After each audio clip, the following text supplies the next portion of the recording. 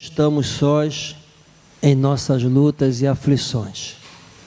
Eu estava desde segunda-feira a pensar que mensagem traria para os irmãos neste primeiro dia do ano, na primeira quinta-feira, primeiro culto.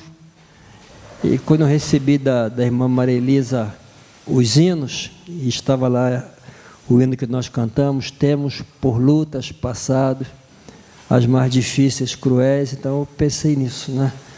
Realmente nós temos passado por lutas. No ano de 2025 eu tive as minhas lutas, sei que vários irmãos também tiveram as suas lutas, alguns mais, outros menos, e 2026 também não será diferente, lutas virão, né? Lutas virão. E a mensagem que eu quero trazer para os irmãos, então, nesse primeiro culto de quinta-feira do ano, é que não estamos sós em nossas lutas e aflições. Não estamos sós, o Senhor não nos deixa a lutar sozinhos. Isaías 41:13 será o texto que eu vou basear-me, mas antes eu quero falar para os irmãos que o capítulo 41 do livro do profeta Isaías, originalmente foi uma mensagem de conforto e segurança para os israelitas que estavam exilados na Babilônia. Então, através do profeta, Deus oferece esperança, oferece encorajamento a um povo que estava a experimentar as consequências devastadoras de sua desobediência ao próprio Deus. O exílio era consequência da rebeldia, da desobediência. Foi resultado. E neste capítulo, Deus está a falar com o seu povo sobre seus medos e preocupações, e então os tranquiliza a garantir que está presente com eles. Apesar do exílio, Deus não havia abandonado o seu povo, Deus estava presente com eles, e Deus lhes garante que tinha poder para salvar o povo. Ele tinha o poder. E especialmente no versículo 13, encontramos uma preciosa promessa da parte de Deus, que serve de clímax para esta mensagem de segurança. Deus diz assim: porque eu, o Senhor teu Deus, te tomo pela tua mão direita e te digo, não temas, que eu te ajudo. Deus a falar através do profeta Isaías, ele aqui promete segurar o povo pela mão direita, que era um gesto que significava apoio, orientação e força. Esse era o significado de segurar pela mão direita: apoio, orientação e força.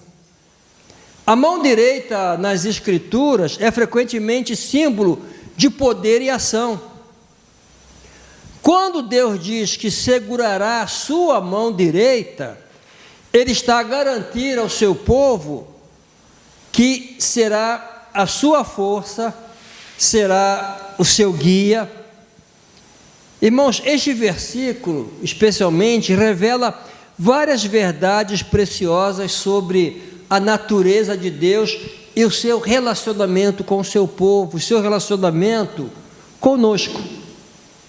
A primeira verdade que revela esse texto é o envolvimento pessoal de Deus com cada um de nós.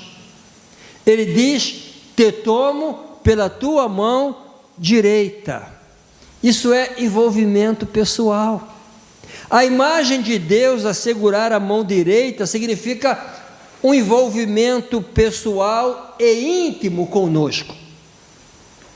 O nosso Deus não é um Deus distante, indiferente, mas é um Deus que está ativamente envolvido na vida dos seus filhos. Deus deixou isso claro desde o início da nação de Israel, quando interveio para livrar os israelitas da escravidão do Egito, da escravidão.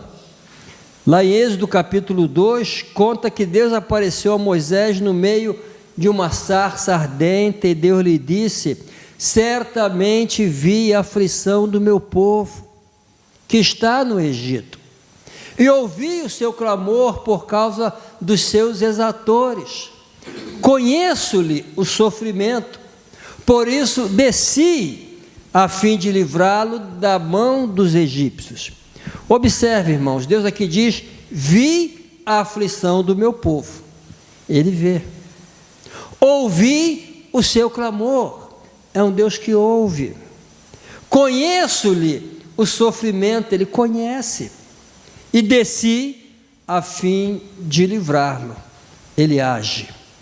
Então isso me faz lembrar a declaração do salmista no Salmo 23, versículo 4: mesmo quando eu andar por um vale de trevas e morte, não temerei perigo algum, pois tu estás comigo, a tua vara e o teu cajado me protegem. Irmãos, Deus promete a sua presença e intervenção, mesmo nos vales mais escuros da vida. Esse é o nosso Deus, que se envolve com cada um de nós, se envolve comigo, se envolve contigo. Uma segunda verdade sobre Deus é que temos um Deus que nos dá segurança em meio ao medo. Deus diz: não temas, que eu te ajudo. Não temas, que eu te ajudo. A expressão não temas aparece com frequência nas Escrituras. Para sermos mais exatos, aparece 365 vezes, como se fosse uma vez para cada dia do ano. Em cada dia do ano, sob qualquer situação e circunstância, Deus nos está a dizer: não temas. Ele diz isso hoje, amanhã, depois da manhã, seja qual for a situação, seja qual for a circunstância. O medo é uma reação natural, é uma resposta humana natural à incerteza e ao perigo. O medo é até necessário, é uma proteção. Mas Deus constantemente chama seu povo a confiar nele. No Novo Testamento, Jesus também tranquiliza seus discípulos em João 14, 27. Deixo-vos a paz, a minha paz vos dou. Não vou lá dou como o mundo dá. Não se turbe o vosso coração, nem se atemorize. Naquela ocasião, os discípulos tinham e teriam vários motivos para ficarem atemorizados, sentirem medo, porque Jesus lhes falou da sua morte, também lhes falou que seriam perseguidos. Então havia razões para ter medo, mas Jesus lhes disse: não se atemorizem, não tenham medo. Esse é o nosso Deus que nos dá segurança em meio ao medo. Em terceiro lugar, é um Deus que promete ajudar-nos em nossas dificuldades e aflições. Ele diz: eu te ajudo, eu te ajudo. A afirmação eu te ajudo é uma promessa poderosa de assistência divina. Sugere que Deus não está apenas ciente dos desafios que enfrentamos, mas que também está comprometido em fornecer-nos, em dar-nos a ajuda necessária. Esta promessa está de acordo com outras garantias bíblicas. Por exemplo, Salmo 46, 1: Deus é o nosso refúgio e a nossa fortaleza, socorro sempre presente nas tribulações. Então, irmãos, temos um Deus que se envolve com o seu povo, que nos dá segurança contra o medo e que promete ajudar-nos e socorrer-nos sempre que tivermos necessidade, sempre. Como aplicar isso a nossa vida? Como aplicar essas verdades em nossas vidas? Porque, irmãos, a Bíblia, o ensino bíblico é para ser aplicado. Compreender o significado desse texto de Isaías não é meramente um exercício acadêmico, não se deve limitar apenas a uma mera questão de conhecimento, mas sim tem profundas implicações para nossas vidas diárias como crentes. Devemos aplicar o que a Bíblia nos revela ao nosso viver diário e também às diversas situações que a vida nos impõe. Então agora eu quero partilhar algumas maneiras de aplicar o texto de Isaías 41:13 à nossa vida. Como aplicar? Primeiro, confiar sempre na presença e no apoio de Deus. Seja qual for a circunstância, a situação, confiar sempre, nunca duvidar, confiar sempre na presença e no apoio de Deus, aconteça o que acontecer. Nos momentos difíceis, momentos de angústia e aflição, muitas vezes somos tentados a pensar que estamos sozinhos, que estamos abandonados, mas o texto de Isaías 41:13 nos lembra que Deus está sempre conosco, a segurar nossa mão, a guiar-nos através das nossas dificuldades, e esta segurança deve trazer imenso conforto e força ao crente, aquele que crê. Quando enfrentamos os desafios da vida, podemos encontrar consolo em saber que não estamos sozinhos. Deus está ativamente envolvido em nossas vidas, a oferecer seu apoio, orientação e socorro. Essa é a promessa de um Deus que não falha. Ele diz no versículo 13, volto a ler: porque eu, Senhor teu Deus, te tomo pela tua mão direita e te digo, não temas, que eu te ajudo. Irmãos, eu acho que Isaías ficou tão impressionado, tão perplexo com esta promessa, que lá no capítulo 64, versículo 4, ele escreveu assim: porque desde a antiguidade não se ouviu, nem com ouvidos se percebeu, nem com os olhos se viu um Deus além de ti, que trabalha para aquele que nele espera. Irmãos, naquela época, os povos acreditavam em vários deuses. Só no Egito havia mais de 1000 deuses. Mas Isaías disse: eu nunca ouvi falar de um Deus assim. Um Deus que nos serve. Um Deus que trabalha para aquele que nele espera. Nós somos chamados a trabalhar para Deus, né?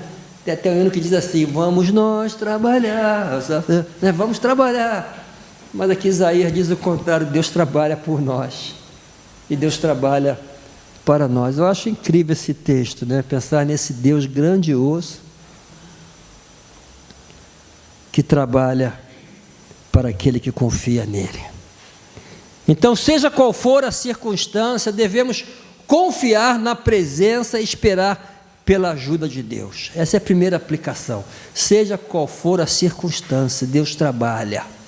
Jesus disse: meu Pai trabalha até agora, Ele continua a trabalhar para nós e por nós. Segunda aplicação, devemos superar o medo com fé. Deus diz: não temas. Irmãos, o medo é uma emoção poderosa que nos pode paralisar, sobrecarregar. No entanto, quando Deus diz não temas, não é apenas uma sugestão, é um convite para colocarmos nossa confiança nele. Não temas, confie em mim. Não temas, crê em mim. É um convite para colocarmos o nosso foco nas promessas de Deus, em vez de colocar o foco nos nossos medos. Quando fazemos isso, encontramos coragem para enfrentar o que vier. Agora, isso requer uma mudança deliberada de atitude, a escolher confiar na fidelidade de Deus em vez de sucumbir ao medo. Eu tenho duas escolhas: vou sucumbir ao medo ou vou confiar na fidelidade de Deus. Eu escolho confiar na fidelidade de Deus. Foi isso que o salmista fez no Salmo 121. Ele estava a peregrinar com destino a Jerusalém para adorar o Senhor no templo.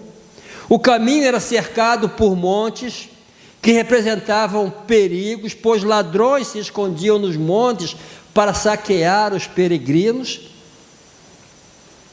Então o salmista olha para os montes, onde estava o perigo, e diz: eleva os meus olhos para os montes, de onde me virá o socorro? O perigo está lá, dá medo. De onde me virá o socorro? Aí ele diz: o meu socorro vem do Senhor, que fez os céus e a terra. Ele olha para os montes, mas não coloca o seu foco naquele lugar de perigo e nem sucumbe ao medo. Ele logo dirige o seu olhar para além dos montes e diz: o meu socorro vem do Senhor, daquele que está acima dos montes, o Senhor que fez os céus e a terra. Então escolho confiar na sua fidelidade e poder, em vez de sucumbir ao medo.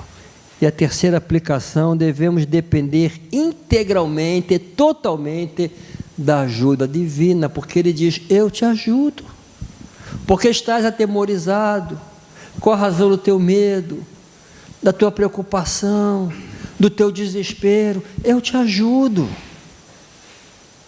A promessa "eu te ajudo" nos encoraja a depender da assistência de Deus, em vez de depender das nossas próprias forças, ou de outras forças. Hoje em casa eu estava a ver, uma reportagem na TV, lá em Algarve, as pessoas a entrar no mar,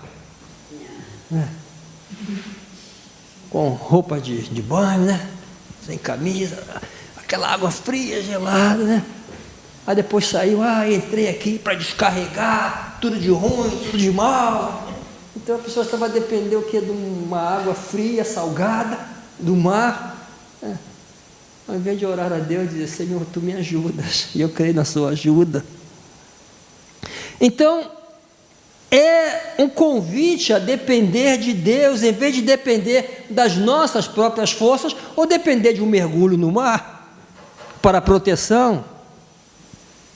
Em um mundo que frequentemente valoriza a autossuficiência e a independência, isso pode ser um conceito desafiador, depender de Deus. No entanto, reconhecer a nossa dependência de Deus é um sinal de maturidade espiritual, não é fraqueza. Envolve reconhecer as nossas limitações e reconhecer a Deus como nosso ajudador, aquele que nos ajuda no que precisamos. Esta dependência da ajuda divina não é um sinal de fraqueza, mas um testemunho da nossa fé no poder e na provisão de Deus. O Salmo 37 nos ensina a depender da ajuda divina, versículo 4 e 5, deleita-te também no Senhor, e de considerar os desejos do teu coração, entrega o teu caminho ao Senhor, confia nele, e Ele o fará, dependa do Senhor. Ou como também diz Pedro, 1 Pedro 5, 7, lançando sobre Ele toda a vossa ansiedade, porque Ele tem cuidado de vós. Eu já disse aqui aos irmãos, lançar é deixar ir, não é trazer de volta.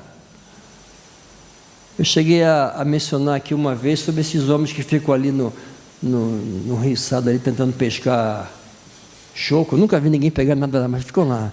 Mas eu observo, eles lançam o isco, atrás de volta. Joga, traz de volta, E tem gente que ora assim, lança, mas traz de volta a preocupação. Lança sobre Deus, Mas depois continuou com a mesma preocupação, trouxe de volta. Lançar é deixar ir, lançando sobre ele toda a vossa ansiedade, não algumas apenas, toda, porque ele tem cuidado de vós. Não vamos orar como quem pesca choco, né? Podemos e devemos depender sempre da ajuda divina, porque ele, como Pai amoroso e todo-poderoso, realmente cuida de nós. Então, irmãos, quero concluir essa mensagem a olhar novamente para a preciosa promessa de ajuda que encontramos em Isaías 41, versículo 10 ao 13. Não temas, porque eu sou contigo. Não te assombres, porque eu sou o teu Deus. Eu te fortaleço e te ajudo e te sustento com a destra da minha justiça. Porque eu, Senhor teu Deus, te tomo pela tua mão direita e te digo, não temas, eu te ajudo. Esse texto é rico em significado e importância, principalmente hoje, quando estamos a iniciar um novo ano, não sabemos o que nos espera, mas esse texto nos oferece uma profunda segurança da presença, apoio e ajuda divina. Para o público original de Israel, os exilados, foi uma mensagem de esperança e conforto. Para nós hoje continua a ser um poderoso lembrete da fidelidade de Deus e do seu envolvimento íntimo com cada um de nós. Temos também essa promessa da parte de Jesus, lá em Mateus 28, 20, estarei convosco todos os dias, até a consumação dos séculos. Ao nos apegarmos a esta promessa, podemos encontrar forças para superar os nossos medos e a segurança de que nunca estaremos sozinhos, nunca. Deus está conosco, a segurar nossa mão e a prometer sua ajuda em cada passo do caminho. E isto inclui, irmãos, todos os dias do novo ano, que tem o seu início hoje, Ele estará conosco. Amém?